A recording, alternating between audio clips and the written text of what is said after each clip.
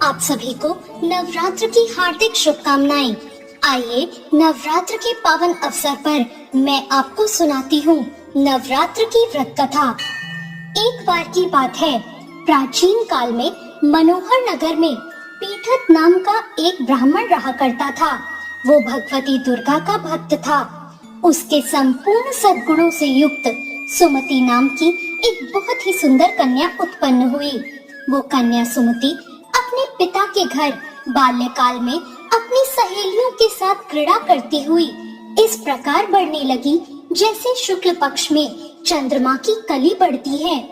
उसके पिता प्रतिदिन जब दुर्गा जी की पूजा करके होम किया करते, वो भी उनके साथ नियम से वहां उपस्थित रहती। एक दिन सुमति अपनी सखियों के साथ खेल में लग गई और भगवती के पूजन में उपस्थित नहीं हुई। उसके पिता को पुत्री की ऐसी असावधानी देखकर क्रोध आया और उसने अपनी पुत्री से कहा, अरे दुष्ट पुत्री, आज तूने भगवती का पूजन नहीं किया। इस कारण मैं किसी कुष्ठ रोगी या दरिद्र मनुष्य के साथ तेरा विवाह करूंगा। पिता का ऐसा वचन सुनकर सुमति को बहुत दुख हुआ और पिता से उसने कहा, हे पिता, मैं आपकी कन्या हूँ। मैं सब तरह से आपके अधीन हूँ। जैसी आपकी इच्छा हो वैसा ही करो। राजा से, कुष्ठी से, दरिद्र से या किसी के साथ भी मेरा विवाह कर दो, पर होगा वही जो मेरे भाग्य में लिखा होगा। मेरा तो अटल विश्वास है, जो जैसा कर्म करता है उसको कर्मों के अनुसार वैसा ही फल प्राप्त होता है, क्योंकि कर्म करना मनुष्य के अधीन है और फल देना ईश्वर के अधीन है। जैसे अग्नि में पड़ने से तृणादि उसको अधिक प्रदीप कर देते हैं, इस प्रकार कन्या की निर्भयता के ऐसे वचन सुनकर ब्राह्मण और क्रोधित हो गया और उसने अपनी कन्या का विवाह एक कुष्ठ रोगी के साथ कर दिया और बहुत क्रोधित होकर उससे कहने लगा, हे पुत्री, अपने कर्म का अब तुम फल भोगो। देखते हैं भाग्य के भरोसे रहकर तुम क्या करती हो। पिता के ऐसे कटु वचन सुनकर सुमति मन में विचार करने लगी, अहो, मेरा बड़ा दुर्भाग्य है जिससे मुझे ऐसा पति मिला। इस तरह अपने दुख का विचार करती हुई वो कन्या अपने पति के साथ वन में चली गई और डरावने कुशायुक्त उस निर्जन वन में उन्होंने रात बड़े कष्ट से व्यतीत की। उस गरीब बालिका की ऐसी स्थिति देख देवी भगवती उसके पुराने जन्म के पुण्य के प्रभाव से वहां प्रकट हो गई और उन्होंने सुमति से कहा, हे दीन ब्राह्मणी, मैं तुझसे प्रसन्न हूँ। तुम जो चाहे वर मांग सकती हो। भगवती दुर्गा का ये वचन सुनकर वो ब्राह्मणी बोली, आप कौन हैं? वो सब आप मुझसे कहो।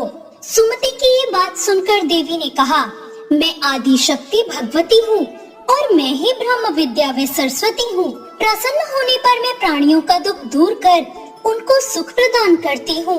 हे ब्राह्मणी, मैं तुझ पर तेरे पूर्व जन्म के पुण्य के प्रभाव से प्रसन्न हूँ। तुम्हारे पूर्व जन्म का अब मैं तुम्हें वृतांत सुनाती हूँ। ध्यान पूर्वक सुनो। तू पूर्व जन्म में भील की स्त्री थी और अत्यंत पतिव्रता थी। एक दिन तेरे पति को चोरी के अपराध में पकड़ लिया गया। चोरी करने के कारण तुम दोनों को सिपाहियों ने पकड़ लिया और ले जाकर जेल में डाल दिया। उन लोगों ने तुम्हें और तुम्हारे पति को भोजन भी नहीं दिया। इस प्रकार नवरात्र के 9 दिन तुमने कुछ नहीं खाया और न ही जल ग्रहण किया। इस प्रकार तुम्हारा नवरात्र का व्रत हो गया। हे ब्राह्मणी, उन दिनों में जो व्रत हुआ, उस व्रत के प्रभाव से प्रसन्न होकर मैं तुझे मनवांछित वर देती हूँ। जो तेरी इच्छा हो मांग ले। इस प्रकार देवी दुर्गा के वचन सुनकर वो ब्राह्मणी बोली, अगर आप मुझ पर प्रसन्न हैं तो हे दुर्गे, मैं आपको प्रणाम करती हूँ। कृपा करके मेरे पति का कोढ़ दूर कर दो। देवी ने कहा, उन दिनों तुमने जो व्रत किया, उस व्रत का एक दिन का पुण्य पति का कोढ़ दूर करने के लिए अर्पण कर दो। उस पुण्य के प्रभाव से तेरा पति कोढ़ से मुक्त हो जाएगा। इस प्रकार देवी के वचन सुनकर ब्राह्मणी बहुत प्रसन्न हुई और पति को निरोग करने की इच्छा से जब उसने ठीक है, ऐसा कहा तब उसके पति का शरीर भगवती दुर्गा की कृपा से कुष्ठ रहित हो गया और वो अति कांतिवान हो गया। वह ब्राह्मणी पति की मनोहर देह को देखकर देवी की स्तुति करने लगी। वो बोली, हे दुर्गे, आप दुर्गति को दूर करने वाली हैं, तीनों लोकों का संताप हरने वाली हैं, समस्त दुखों का नाश करने वाली हैं, रोगी को निरोग करने वाली हैं और प्रसन्न होने पर मनोवांछित फल देने वाली हैं और दुष्टों का भी नाश करने वाली आप जगत की माता हो। हे अम्बे, मुझ निरपराध अबला को मेरे पिता ने कुष्ठी मनुष्य के साथ ब्याह दिया और घर से निकाल दिया। पिता से तिरस्कृत निर्जन वन में मैं विचर रही हूँ। आपने मेरा इस विपदा से उद्धार किया है। हे देवी, आपको मैं प्रणाम करती हूँ, आप मेरी रक्षा करो। सुमति की ऐसी स्तुति सुनकर देवी बहुत प्रसन्न हुई और उससे कहा, हे ब्राह्मणी, तेरे उदालय नामक बहुत ही बुद्धिमान, धनवान, कीर्तिवान और जितेंद्रिय पुत्र शीघ्र ही उत्पन्न होगा। ऐसा वर मैं तुझे प्रदान करती हूँ। फिर देवी ने उस ब्राह्मणी से कहा, अब तेरी और भी इच्छा हो तो वो भी मांग ले। भगवती दुर्गा का ऐसा वचन सुनकर सुमति ने कहा, हे भगवती दुर्गे, अगर आप मुझ पर प्रसन्न हैं, तो मुझे नवरात्र व्रत की विधि और महत्तम बताइए और उसके फल का विस्तार से वर्णन करिए। देवी ने कहा, मैं तुम्हें संपूर्ण पापों को दूर करने वाले नवरात्र व्रत की विधि बताती हूँ, जिसको सुनने से मोक्ष की प्राप्ति होती है। अश्विन मास के शुक्ल पक्ष की प्रतिपदा से लेकर 9 दिनों तक विधि पूर्वक व्रत करो। यदि दिन भर व्रत न कर सको तो एक समय भोजन करो। विद्वान ब्राह्मणों से पूछकर घट स्थापना करो और वाटिका बनाकर उसको प्रतिदिन जल से सींचो। महाकाली, महालक्ष्मी और महासरस्वती देवी की मूर्तियां स्थापित कर उनकी नित्य विधि सहित पूजा करो और पुष्पों से विधि पूर्वक अर्घ दो। बिजौरा के फल से अर्घ देने से रूप की प्राप्ति होती है। जायफल से अर्घ देने से कीर्ति, दाख से अर्घ देने से कार्य की सिद्धि होती है। आंवले से अर्घ देने से सुख की प्राप्ति और केले से अर्घ देने से आभूषणों की प्राप्ति होती है। इस प्रकार से पुष्पों और फलों से अर्घ देने से व्रत समाप्त होने पर 9वें दिन यथाविधि हवन करो। खांड, घी, गेहूं, शहद, जौ, तिल, बेल, नारियल, दाख और कदम्ब आदि से हवन करो। गेहूं से होम करने से लक्ष्मी जी की प्राप्ति होती है। खीर एवं चंपा के पुष्पों से धन की और बेल पत्तों से तेज और सुख की प्राप्ति होती है। आंवले से कीर्ति और केले से पुत्र की प्राप्ति होती है। कमल से राज सम्मान की और दाखों से संपदा की प्राप्ति होती है।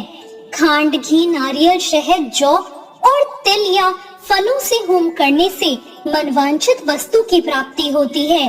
व्रत करने वाला मनुष्य इस विधि विधान से होम करके आचार्य को अत्यंत नम्रता के साथ प्रणाम करे और यज्ञ की सिद्धि के लिए उसे दक्षिणा दे।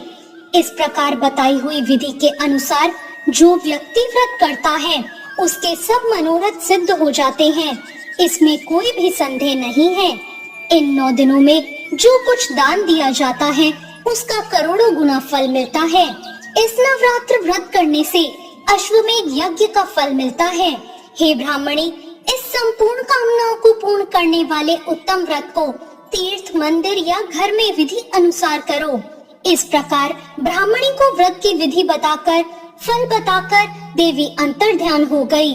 जो भी इस व्रत को भक्ति पूर्वक करता है वो इस लोक में सुख प्राप्त करके अंत में दुर्लभ मोक्ष को प्राप्त होता है।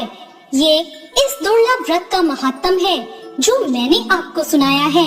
बोलो देवी भगवती की जय। आप सभी पर देवी भगवती की कृपा बनी रहे। तो ये थी नवरात्र की व्रत कथा। आपको ये कथा कैसी लगी कमेंट करके जरूर बताएं।